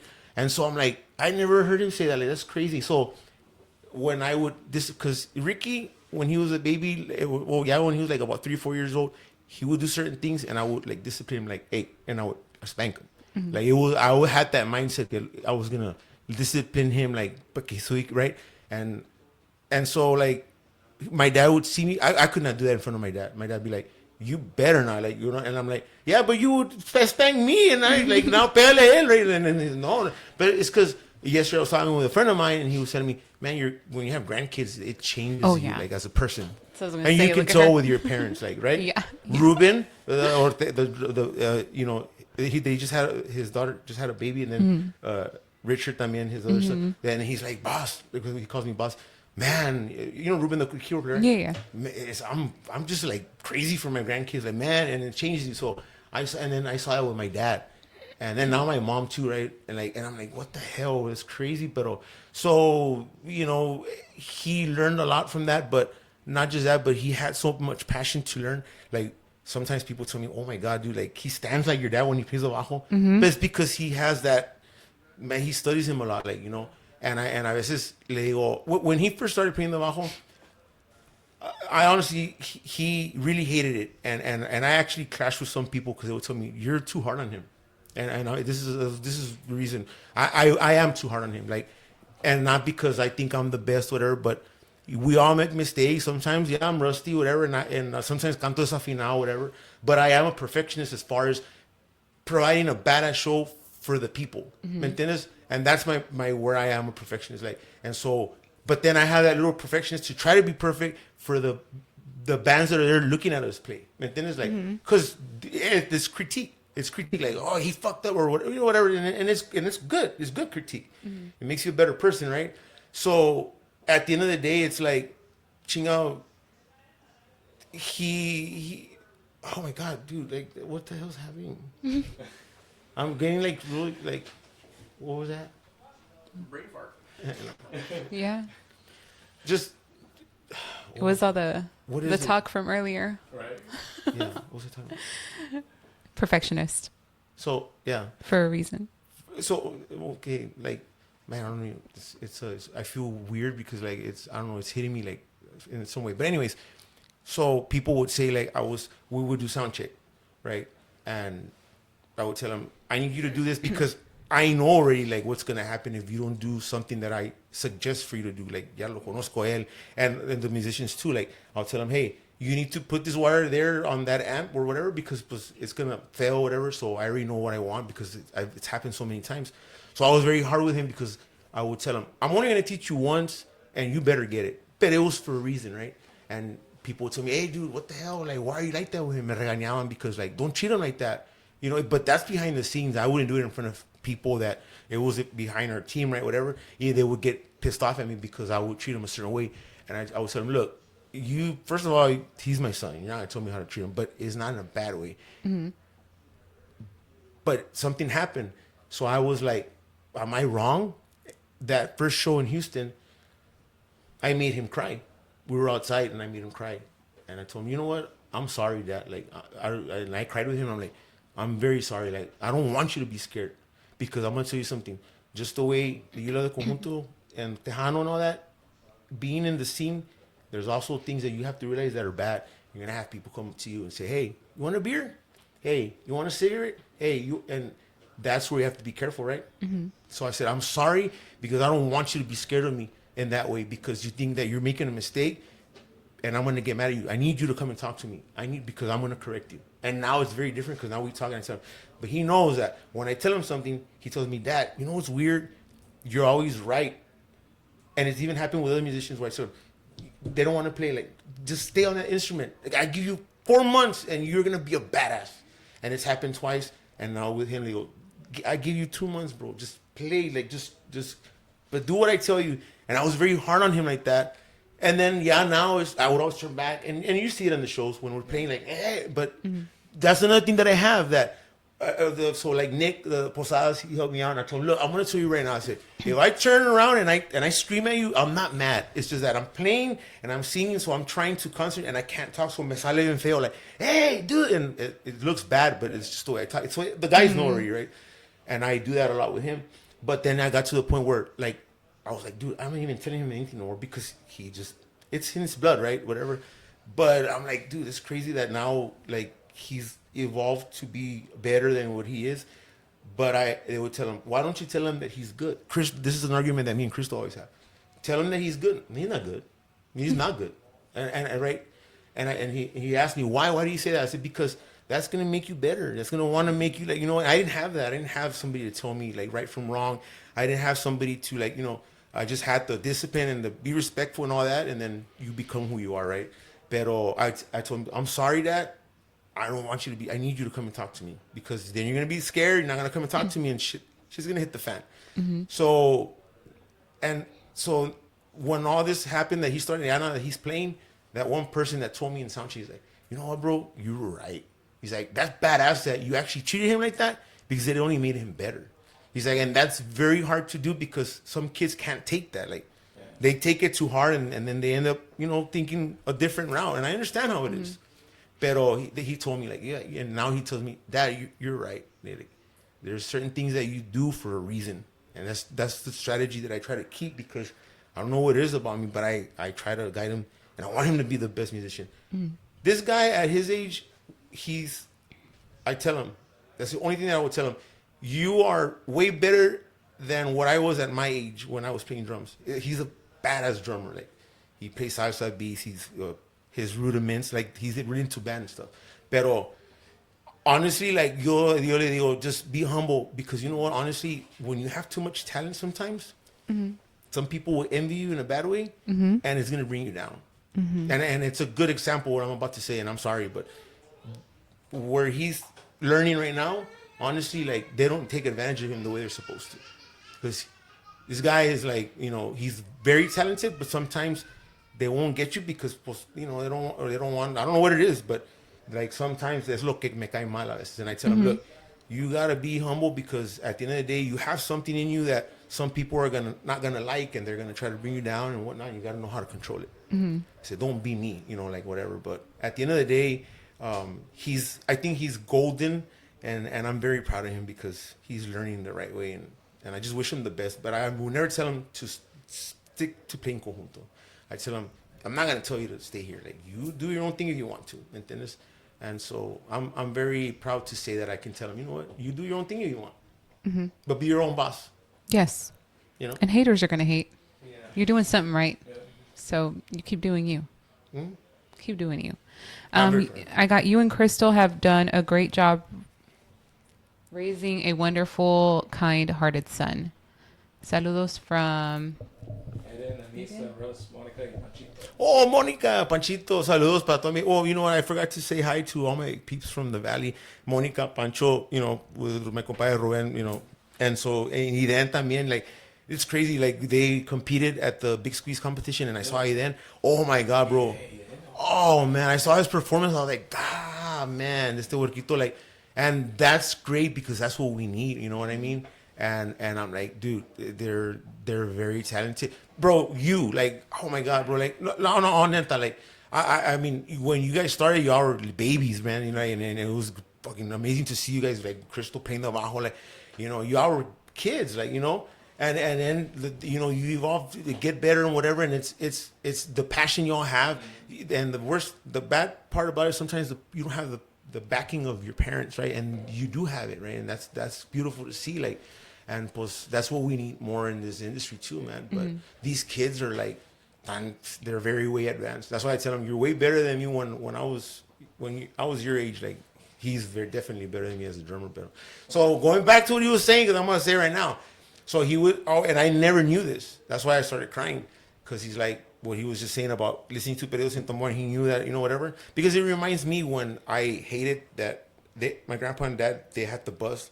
And when they were gonna take off, my dad would carry me and then he would drop me, and then boom, vámonos, and they would get on the bus and they would take off, and I would stay like, I want to go, and I couldn't go. ¿Me entiendes? And I would cry, you know. So to hear him say that, like, it brings me back memories, and it's like it just like, man, it amazed me porque it's I don't know. That's why I'm kind of like freaked out right now that he was saying that. But the reason that I would do that is because, again, it goes back to like, pues, she tocaba, right? He was barely learning. And my biggest thing is when you're playing at a show and you get somebody to play that, like, you know, like, it just messes up the vibe that we have, right? For example. So, like, for example, when you have gone up, because people see, they love to see us go up on stage together, like, it's a show, like, badass, ¿me entiendes? Pero I've never allowed, like, hey, mi compadre quiere tocar las tamboras contigo. Like, I don't, you know, and I'm not scared to say it. But that's the reason, because I even did it to my own son. Like, dad, yeah, wait. And we're booming, and otra. No, like, you can't, you know, right? So that was my mentality. But now it's like, it goes back to what I was saying. You never tell your kids to shut up. And I was doing that. ¿Me entiendes? Pero it kind of affected him in a different way. And I'm proud of that, because I am very strict with him. Mm-hmm. And so, because I want him to be the best. And yeah, it's like, oh, bro, like, so right now, I'm sorry I'm answering questions on my own, but right now I was working, you know, on the other trade that I have, whatever, as an electrician. And so I just got laid off, and he's been asking me, Dad, I want to play. Dad, but también le gusta el dinero, right? So, but at the end of the day, I'm like, you know what? Pues, I got laid off, and things sometimes happen for a reason. So, I mean, I wanted to say that, pues, we're going to be here July 4th with my compadre Lázaro. Compadre, I didn't get to say hi to you, so I love you, man. Lázaro, we're going to be together at Social, right? Yes. Yeah, July 4th. So I'm going to try to get back into it. And so, like, we kind of failed because we released 2 singles on the digital platforms before I left to go back to work. And we didn't promote the way it's supposed to be. So y'all have a chance. Y'all need to go check it out. Like, Ella Solo Mía. Well, Ella Solo Mía. Then after that, like, that song, man, when we played in Monterrey, pues I don't like to play it because pues falta Lázaro, right? And the promoter said, la que tienes que tocar a huevo es Ella Solo Mía. And I'm like, God damn. Like, and pues my compadre, like, I mean, hace falta because it's him singing it, right? También. And I'm like, that one. So I sang it, and I'm like, oh, shit. But it was good. Pero after that, we released these next 2 singles. And Yo Ya No Vuelvo Contigo, which is the song from Grupo Firme. Que se siente ser feliz. So I worked on that song for almost like a year, bro. I would change shit here and there and whatever. And then finally, at the end, they all got together. Evan does the segundas on that song. And it's already out. You can hear it on Apple Music. Dime cómo quieres que te explique. I don't remember. But anyways, it's Evan doing the segundas. And so I'm like, I got to incorporate the kids into it, right? So we kind of failed because we didn't promote. And so that's why I want to get back to it so we can promote it now and whatever. And then grabé también, like, the one from Del Poder del Norte. Ni que valieras tanto. I heard it last night. I was like, damn, bro, that's a good song. that was my favorite song. And I was like, people are gonna like it. But then I'd have to go work, and we didn't promote no more. So it was like, but I want to get back to it because now with him, he completed me now. That's why he's my hero. Like I was in the same position, and I want to get back to working again for para la gente, you know. But you got to start making noise in order to be heard, you know. And we weren't doing that. So, but yeah, for July 4th, we'll be with Lázaro Pérez Social. We'll be there. For real? Yeah, we're gonna give the table, right? Yeah. Wowzers. But yeah, before anything, I wanted to, man, y'all, todos, you all y'all, like, y'all look great. Y'all are doing, Oh my God. I'm like, what? yeah, your dad, like, y'all, like, health wise, like, I'm, the last time we hung out, because I don't know if y'all know, pero Crystal, Jose, like, Lily. Hey, a shout out to Lily. She scared me when I went. I was like, do I have a warrant for my arrest? Oh She's in my her God. police suit. Saludos a Lily. Pues, they go to our house. Sometimes we barbecue and they stay there for a couple of days, right? And so I freaked out when I saw your dad because the last time we hung out, se sentía mal. I'm like, damn, I hope he's okay. And I saw him right now and he lost weight. I said, I bet you he feels better. And then he said, hey, I feel good now. Y'all doing good, man. Like, I'm Thank proud you. of you guys. So, Thank you from everyone. yeah. Awesome. They don't like to show themselves, but you like to show yourself. You're doing, yeah. Because you know what, honestly, it feels good to be healthy, right? Yeah, for sure. You get the confidence and whatnot. Like, it's good. It's good. Like, you know, and so that's, you guys are doing, like, advocate for that. Like, you guys are great for that. Like, people see that and they les das ánimo. And there's nothing like being healthy. You know what I mean? Like, like, it's great, man. It's good. So, congratulations. That's all I want to say. Thank you. Yeah. Okay, so what would you say? What has it been like for you seeing that spark in your children and watching that passion bloom? Well, I haven't watched it boom yet because they're going to be way better than what they are now. Oh yeah. Right? Sorry, but that's just the way they get. Okay. But Okay. the way they're going, like Evan, like literally. So Evan has something special, but Ricky actually gave it to him. So I don't know if we're gonna get into this, and I really don't want to, but like, you know, I lost Juan too, and so before he passed away, he gave the drums to baby Ricky, his Yamahas, and he has them there. So then I put them away. I was like, no, like, don't touch them. But then they were his. Like, he gave them to him, right? So I don't know if he passed them down, but I get back from work because I was going to work for a whole week, and then after that I would come home for 2 days, and then I hear bah, bah, some banging. I was like, what the hell is that? So Evan set up the drums in the garage, and so he plays, and then his first like debut was at Lomita when we played. He played the drums, and he's also scared of me. Like, so I told him, you're gonna get up and play, because he's like, toda la semana, he's like, Dad, what songs are we gonna play? Because so I can practice. So he opened, because, you know, I'm gonna tell you something. Evan, para comenzar, he's a left-handed. He's a lefty. I'm left-handed. No más que I do everything right-handed. So that's the problem. I can't teach Evan because I have to go like this. So then I call Chore, well, you know, Chore Lopez, like, he just put the bass. But shout out to Chore, he just helped us out like 2 weeks ago. So it's kind of hard for me. So I kind of like, is he gonna be a musician or not, right? Y luego he changed it up to play right-handed so I could teach him, and so he practiced and he got up in a lomita, and I'm like, oh shit, he actually had a stronger beat than Ricky when Ricky was Evan's age, like, and the roles, the discipline, like, you know, and this is what it was. So yo en un tiempo when he was small, I mean, I was on the road, you know, and I was really never there for him, like in that time, whatever. So I kind of missed out that 1-2 years that he really needed me. And so with Evan, all it took was like 2 days when I came back from work. I said, look, do this, and then do this, and do this. He like, oh shit. I told him, I'm going to tell you something. I said, that's how I talk. Se asustó, like, oh shit. And he got off. And the next day I told him, come over here. And then I took the time. But I don't have patience to teach, right? I said, look, and something gave it, like, do this. I'm going to talk to you nicely. Do this. So with that, he's like, okay. So he practiced the songs.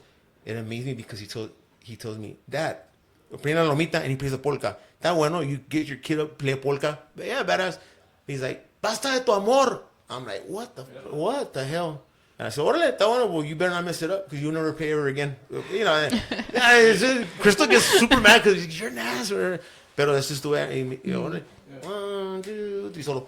And the people were like, oh. oh. So he practiced it, and so he's gonna be good. Nomás que ahorita Evan's in that phase where he wants to play baseball, football, and all that. And I wanted to do that, and my grandpa told me, okay, well, that's fine, but either you play sports or you play the drums. Why? Because you're not gonna waste our time playing sports and then you break your hand while catching a football, and you can't play and make the gig, and I have to hire somebody else. So pick what you want. I said, no, pues ni modo, I'm gonna play the drums, and that's where I was like, that one, ni modo. But yeah, but I think I made the right choice. Good.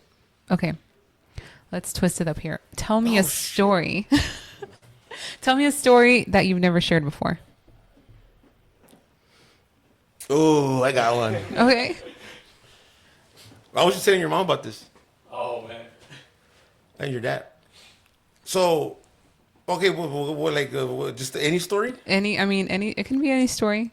I mean, I can't do. Te imaginas if I say no? Oh my God. Honestly, one thing that Tres Haces de Ricardo Guzman Jr. We were like rock band party animals. Like this is something that the people would never see. Like, but when we would come to Houston, like. We did our show, and then we would all get together outside, right, whatever. And then after that, hey, let's go. And then my dad would be like, what the hell are y'all doing? And let's go. It's already 9 o'clock in the morning. Y'all motherfuckers still drinking. Let's get that. We gotta get back to the valley. Ahí va pa manejando la Paloma, the old van. Damn. Like, he would get so pissed off. Pobrecito pa, que en paz descanse. But anyways, a story, and it's very funny. But so a couple of days, we were just talking about this with your parents right now about, pues, you tend to take certain things and it upsets your stomach and whatnot. Pues, I mean, it's normal, I mean, but some people have better bowel movements and something. Anyways, so we were talking about this, and it's crazy porque some things have been happening to me lately. Like, for example, I had a compadre, shout out to my compadre Hector. I hadn't talked to him in a very long time, but because I closed myself to concentrate on work and whatnot, so a lot of people would call me and I wouldn't answer, right? But it was just a way of me coping with certain things, right? So he called me yesterday, and I said, you know what, I'm going to answer. Because the day before, we were talking about me and Crystal were talking about starting a business, and they were very successful in that business, right? So I said, you know what, I need to, pretty much answer. Like, I felt something weird. So I talked to him, and he was very happy to talk, and I needed to talk to him también. Hey, compadre, badass. Very, short conversation. We felt both good or whatever, and, So then after that, I was at a place, and so some man tells me a problem that I had that his nephew had, and I'm going to say what it was. But then your parents right now were saying something, and I was like, that's crazy. We were just talking about this, so I'm going to tell them what happened to me. And this is what it was. So when I was small, like, I remember I told you about getting the drums, and I would literally be doing the restroom, and then I would set up the drums, and I would play. And I would make noise. But I always had to take all my clothes off to go to the restroom. I don't know why, I just got used to that. And so when I got used to that, another thing. I literally slept with my grandpa and my grandma next to them on the floor till I was about 12 years old. That's another thing. Because I was scared of monsters and ghosts until El Cucuy. But you know why? Because my sister Debbie would terrorize me. Like, ahí viene la bruja, because, hey, bueno, pero it's crazy because if you ask my tias, they would say, you were evil. What do you mean? You're a little ass. Well, why? So my sister Debbie, que en paz descanse, she would always tell me, you're, oh my God, I hate you because there's something about you, you can be malicious, that one. So she would always scare me. And so I was always like traumatized. So that's one thing. I would sleep next to my grandpa. They had their bed, and I would always sleep on the floor. And my sister Debbie would be like, the fire pussy, and you fucking scared her. But she would traumatize me. Oh, okay, well, that's one. And then so when I started going on the road, I started going on the road with Jennifer Pena. I believe I was 13. No, I was 13 and a half. I joined Jennifer. And I was playing at home with grandpa and dad, and then after that, I decided to be myself. Like, hey, I'm going to try out for Jennifer Pena. I heard they needed a drummer. And I did it, and they called me. I went and tried out. And then from there, I started playing with them. I went to go try out on the congas because they already had a drummer. And then they had some trouble, so I was like, you know what, I know that song, and I got on the drums. They're like, you're hired, stay on there. That's why I was gonna be her percussionist. So when I started going on the road with her, I had that habit where I had to take off all my clothes to go to the restroom. So I would always wait to go on the road. I would go before I would leave to Corpus, before starting the weekend tour. I would go to the restroom there, and that's it. Because if I stopped at a store, I couldn't go to the restroom, and when we would get to the hotel, I couldn't go. There was just something about me that I couldn't. Like, oh my God! So I started getting sick and started getting worse. And then by the time you knew it, when I was with Palomo, we would fly everywhere. So it was kind of more like we would get home quicker. We would play 5 nights a week, but we would get home right away. So no me enfermaba tanto, but I would never use the restroom anywhere on the road. Where I learned to use the restroom just anywhere was with Bobby. And the reason why is because I had to take all my clothes off until when I was with Bobby. I don't think baby Ricky was born. So I was like 20 something. Till that age, I would take all my clothes off to go to the restroom. So I couldn't. And I got real sick because with Bobby, we were playing 6 nights a week. And sometimes we were gone for 2 weeks. So you're going to have to go because your stomach's going to explode. And I got sick. And I had real bad stomach problems and whatnot. And that's what I learned. So I don't talk about this, but yeah, I think I don't know, it's a crazy story that being on the road, I had to learn how to use the restroom. And now at work, because there's porta potties, that was my biggest fear, using a porta potty. You know why? Because my sister Debbie would tell me, in the porta potties, there's spiders that go and they go up it, and hombre, I would be terrified. Hombre, I was a pussycat or whatever they call it. Oh my God. Yeah, so yeah, that's one thing. That's hilarious. Funny 'cause I had the same thing every time. That's, yeah. So you were scared. I wasn't scared, but I would like pick up the lid and be like, make it. Oh yeah. So and my problem was that so for the summer, my mom's from La Pesca, Tamaulipas. Saludos para mis primos. I'm sure they're gonna see this, but my mom's from La Pesca, Tamaulipas. It's like South Padre Island, but the Mexican part. So it's all fishing, it's all water. Like that's all they do. And so they all had outhouses. There was no restrooms over there. So for the summer, she would go take us over there. So we would spend the summer like over there, and I would be scared because I would look and you would see spiders in there, like whatever. I wouldn't. So my uncle, her brother, literally built a restroom for us so we could use the restroom inside a toilet, and that's how. Yeah, but man, I was terrified of that shit. Like no man, sorry, but yeah, it's crazy. Great story. Lisa Crystal, hi guys. And then Elizar dice, Debbie would pick on everyone, LOL, I miss her. And then Ana Garcia says, hi guys, happy Friday night. Saludos para Eli. Eli también is Mikey's best friend, my brother Mikey. We all grew up together in the EBA. So saludos a ellos. Oh, wow. Yeah. Okay, that was interesting. What about the funniest thing that's ever happened during a performance? Doing a performance. Oh, I got this one, man.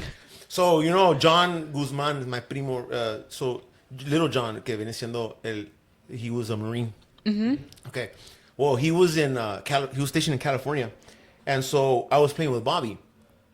And if you know Ricky, Ricky's the type that, and people have even seen this, I will literally get off stage to go to the restroom. And I'll leave the band on there because I have to go. When I have to go, I'm going to go. I don't do it in Houston because my mind goes somewhere else in Houston. Like, I won't get off, right? Because it's different. But there was times where I would actually get off the stage to go to the restroom because I had to go pee. Like, because I'm the type that if I drink 3-4 beers, that's it. You open the faucet and I'm going to go every 3 minutes. And people freak out because they would tell Crystal, dude, why does he go to the restroom so much? Like, he goes every 3 minutes, like, you know? And she's like, no, you don't understand it. It's just, that's the way he is anymore, right? People would think bad, right? So, I hadn't seen my primo John. He had just gone back from Afghanistan or Iraq. He became a Marine, and he messaged me. He's like, primo, y'all playing in, I don't remember what city it was, but it was in California, and it was at a tamale festival with Bobby. And it was crazy because that tamale festival, if anybody knows, if y'all know what festival I'm talking about, it was a tamale festival, either Sacramento or I don't know.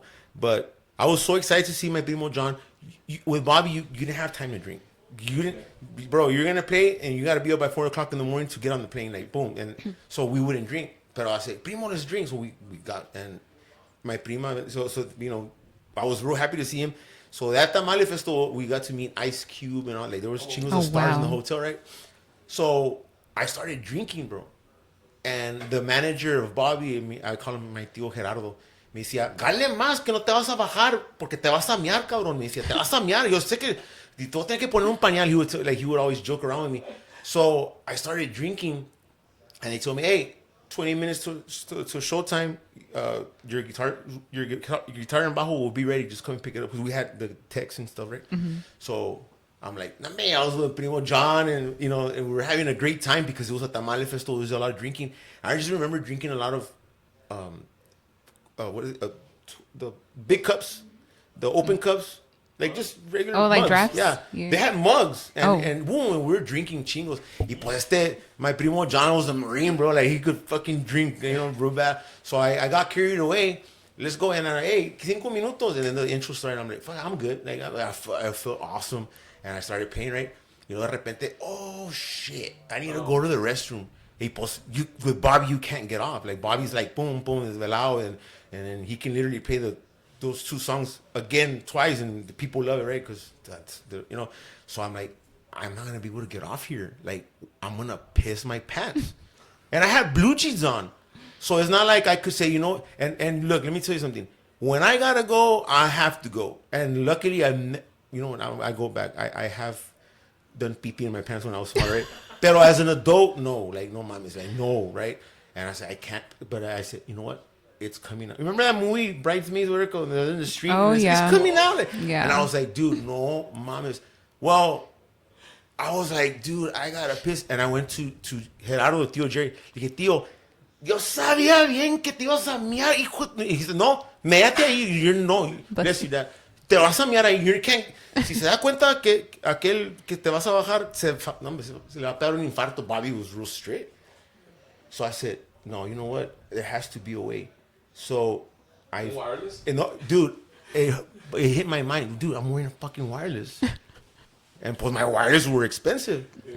There was a fucking porta potty right behind the stage. I told him, I don't care, bro. I ain't pissing on my pants on stage here. It was a big festival.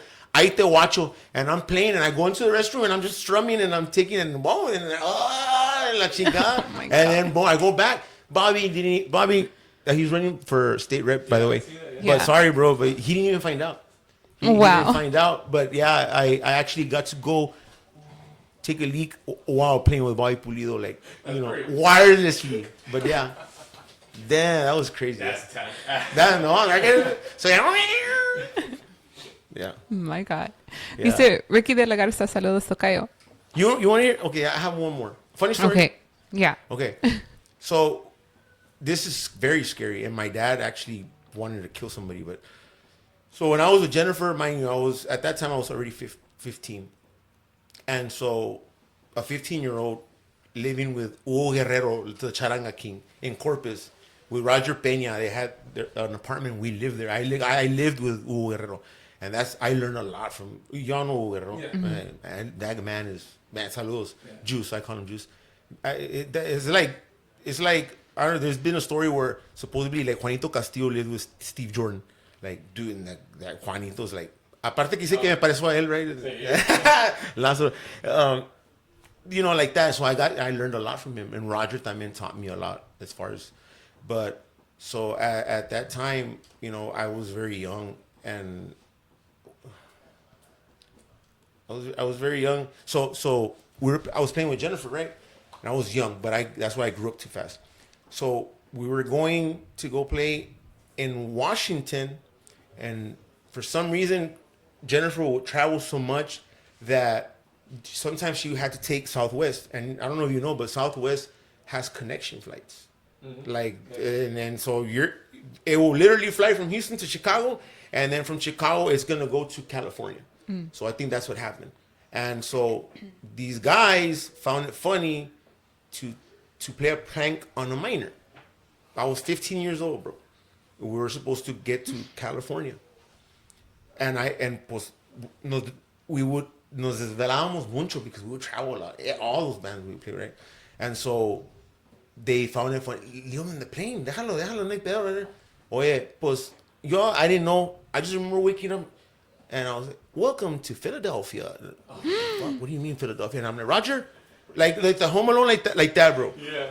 What the hell? Like, where am I at? I was in Philadelphia. Oh, my God. Jennifer's dad was nowhere to be found.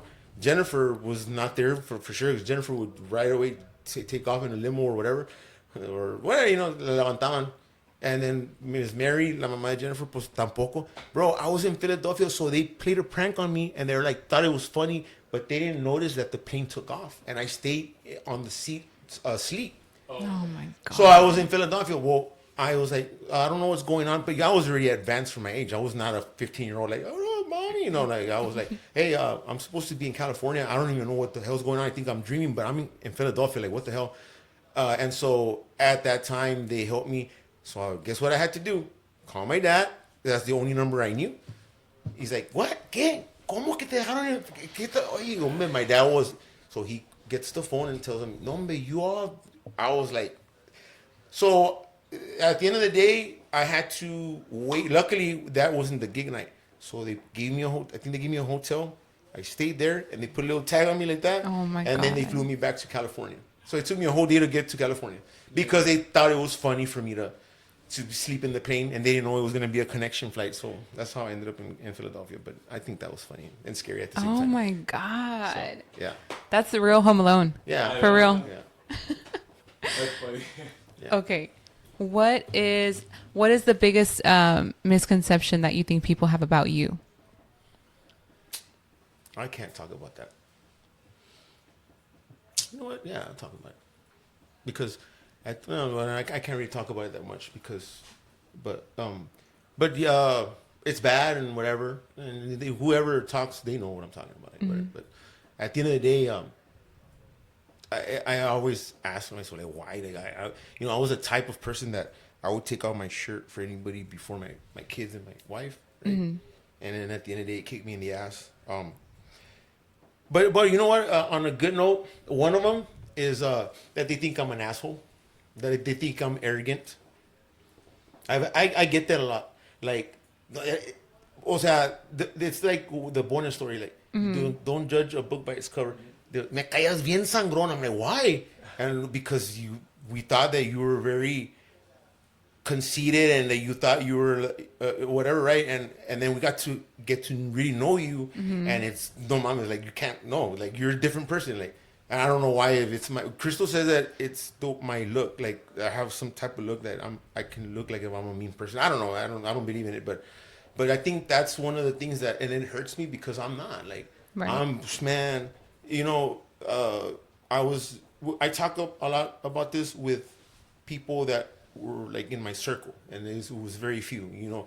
Like, and it's not because I'm me, but y'all know like the circle we talk about. You go at my house, you're in that circle, and it's very few. It's you guys, and then some other people that I can't name, right? But that was it. Like, and pues they get to see what it really is, like, whatever. And pues I'm not like that. Like I'm a humble person. But yeah, I get a lot from people that say that they think I'm very arrogant and whatever.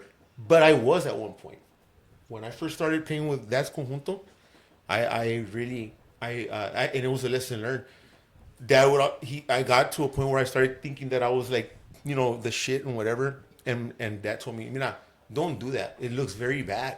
He's like, one time they were like, we were looking for you. We really wanted to take a picture with you, and you were just in the van, and you didn't want to talk to nobody. But yeah, because I was like, I don't know what the hell ran through my mind. But that's where I kind of lost track of what I learned, right?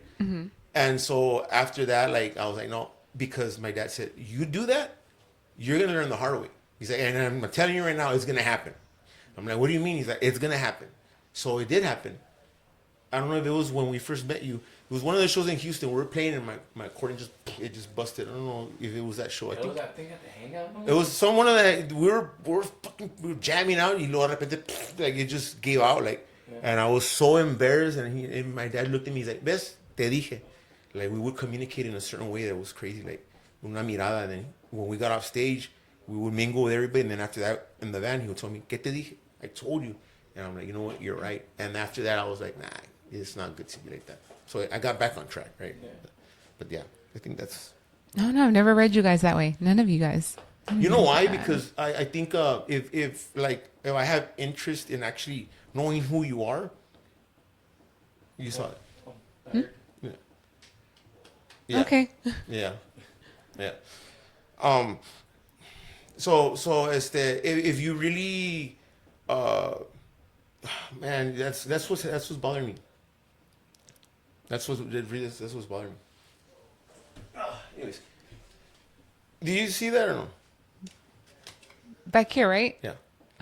I heard something and then I'm smelling it, I guess. Is that the que me eché? Oh my God. Oh, that would probably blown up. Anyways, so yeah, something's throwing me off. But anyways, I've noticed that here it's like you're very spiritual. Is that what it is? Yes. Yeah, I can Yes. feel it. It's cool. Yeah. Because so going back, they always tell me like you have this thing that you can control a crowd in a good way, like you entertain whatever, right? I don't know what it is. It's just something I don't know. I really don't know what it is, but right now, like it's crazy because I feel something that I've never like. But yeah, it's good. A good thing? I'm It's a like, good thing. okay. Yeah, it's a good thing. But I'm- anyways, yeah, it's just you can't be like that, right? And so some people actually get a bad vibe by you being like that, and trata la gente bien, especially the ones that are paying to go see you because it's right what they say. They're the people that make you, and they're the people that break you. Yeah. And I learned that the hard way. But yeah, Dice Julián González, saludos.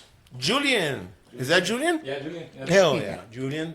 Por toda mi gente, like Juan's friends, and it's crazy that we've actually met so much people, and it's good because they know that we're good people, right? And I've met a lot of people, and I think it's not just anybody has that, right? Like you're your own project, you're your own thing, and people adore you for like what you guys are doing. That's awesome. Like, so saludos a toda la gente because they're awesome people. They've been good to us. They really have. They really have. Yeah. Okay, so if your life was turned into a movie, what actor would play you? Oh shit. Juanito Castillo. Yeah, Juanito Castillo. Actor, pues nah, I can't answer that because I don't see myself like that. But What actor would play your dad? I say Mark Wahlberg. Wowzers. Okay, you know who? Robert Downey Jr. No. Javier Galván from Grupo Fama. Oh, okay. I can see that. No, I'm just joking. Yeah, no. Oh my God. Or maybe David Olivares. I had to look at you. I was like, No. okay, Yeah, okay. But that's a cool question though. Okay, so we're going to start wrapping it up because I know we've been going. But Man, we're having really? so much fun. It's been an hour and 45 minutes. What? For real? Wow.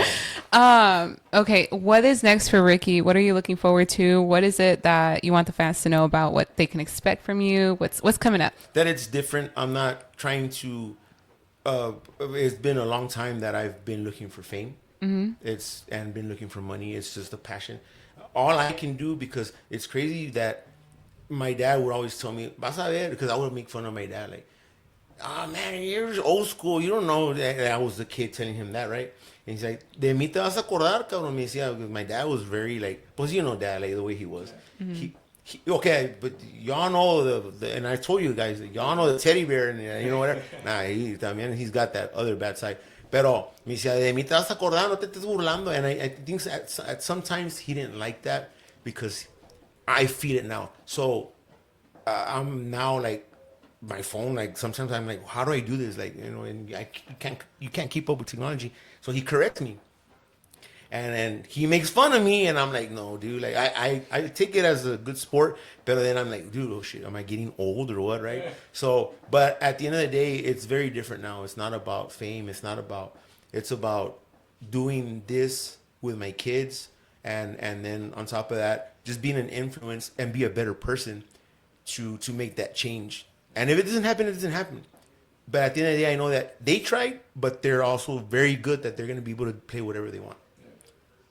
Which a lot of people, I mean, they have talent, but they're honestly, they're very, very, very, it's in their blood with great talent, right? But I'm very proud of what he did today what he said, because now I know that I'm guiding him in the right way, but I don't have nothing to worry about. And so at the end of the day, maybe they can teach kids, what is it about Tejano? And I can tell you what it is about Tejano. I mean, Tejano is very complex. It's a lot more, when you have his ear, his mind, you like it because you like that hard stuff, like the scale. There's so much. Yeah. There's so you know you're an accordion player. The bajos, you know about the so that's why he likes it. And kids, they're like, no, you know. So they might be able to make a change, but at the end of the day, I can say that I fulfilled what my dad wanted me to do, and especially my grandfather, because my grandfather always wanted me to be an accordion player. He never got to see me play the accordion. So I'm sure he's seeing me now and he's proud of me.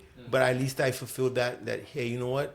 You made a difference, and at the end of the day, you were Ricky Guzman, like the entertainer that you are, and your own little style, and sometimes you copy Bone or you know. But at the end of the day, like that people love me because I was a good person. ¿Me entiendes? And you go up through ups and downs, but I always said it always has. You always have to have a great woman behind you. Yeah. You know, and some people envy that también, whatever. And pues Crystal has done a good job with my kids and that, so I'm comfortable. But honestly, I can tell everybody that just keep on the lookout because I really want to promote this new stuff that's going on. Now, I will say that we didn't get into it, and I'm glad that we kind of didn't. But as far as the new album's concerned that's about to come out, that's Juanito's last recording of what's about to come out. So you know how everything's with AI and stuff. This new album, it's gonna have one song that Dad was so excited to release, and unfortunately he didn't get to release it because we didn't have the time to be in the studio because we're doing other stuff. And so it was a song that he would listen to every day, man. And he was like, man, está bruta la canción, because he liked it. So he tracked it, and then he passed away. And for some reason, I ran into the track because I got into some not legal problems, but kind of like negative problems with a friend of mine that had retracted that song. So I never had it. But one day I was looking through my email and I saw, I was like, oh shit, is that the song? So it was an MP3 and it was a song. It was him, the whole complete song singing it. It was a good track. And that was very, trying to be he was a perfectionist in tracking his vocal because he was like, he did certain things right. And that one he was comfortable with. So I pulled it out. It took me a lot of money and a lot of time to pull the song out. Y'all have heard it, right? Mm-hmm. And so that song, gracias a AI now, it's Juanito on drums.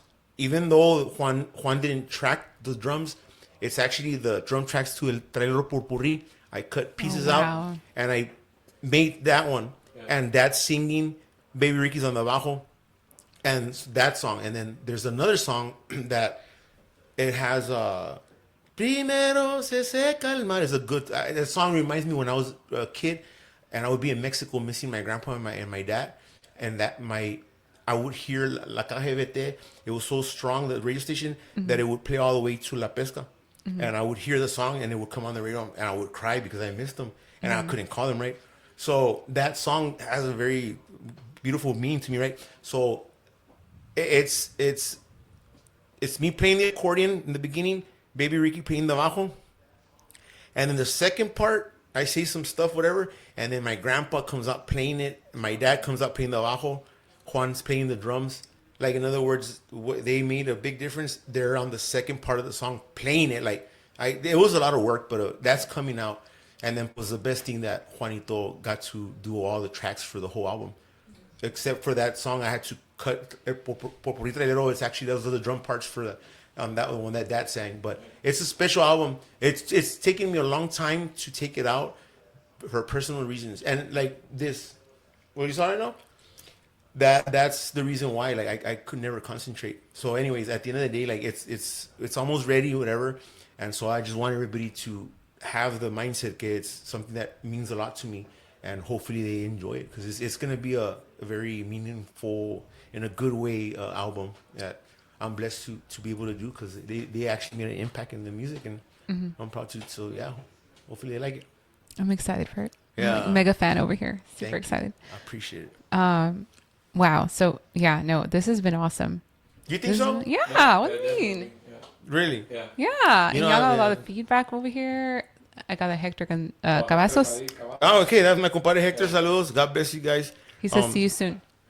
He says, see you soon, compadre. Yeah. I love everybody. I mean, I'm not negative, but there's something in me that I'm very different as what I will never let anybody ever take advantage of my talent anymore. And you live and you learn. And unfortunately, some people don't understand that. But I'm just trying to make myself a better person. Everybody goes through ups and downs, but then you have people, whatever. Right? But at the end of the day, it's just for the benefit of my kids, my wife, and to make them happy because they went through a lot with me también, you know. So, No, but you at the end of the day, I'm here, and anybody, whoever you all know how we are. You Yeah, know? yeah. And so the other day when I saw you and Lily talking, and then because I always see Jose coming out, hey, you know, I actually like, you know what, I wish we could have worked more on the single we released. So like that's all my plans to. Those are my passion projects that I would really want to emphasize on. I mean, yeah, it's just because they're special to me. But at the end of the day, that's my main goal, and I don't care what anybody else thinks. But you know, hopefully they like it. You got to keep doing you. Yeah. I feel like people who talk are just a reflection of what's going on within them. So just don't worry about them. No, it's not better. Yeah. It just makes you a better person, but in a positive way. Yeah. We're good, and I really appreciate you having us over. That's why I took the time, and it's not because who I am or how I think I am, but because I love you guys and I appreciate you having, because I really needed to do this. What happened today, like certain things that happened today, like hearing him talk, man, that's crazy. That's special. That's why I say that Crystal has something that's very spiritual. I don't know what it is, but it's like a cleansing, you know. And this guy, having him as support, like he's here, like nobody's even seen how Jose looks. He looks great. I know. But I'm comfortable, like you know, Yeah. and it's badass. So I keep know. it up. I wish you the best, Crystal. Like, Thank awesome. you. Thank you so much. We love you guys too. You know that. We're going to see you guys next weekend, and you know, every time you guys come to Houston. Yeah. No, So, that's and good. then our house is your house. So whenever you guys need it, we're here. I don't know. Thank you so much. It really means a lot that you guys came all the way out here. It really does. And we wish you the best always, and may you always be blessed. Thank you, baby Ricky. I've always tried to do this, like always say bye and post, you know.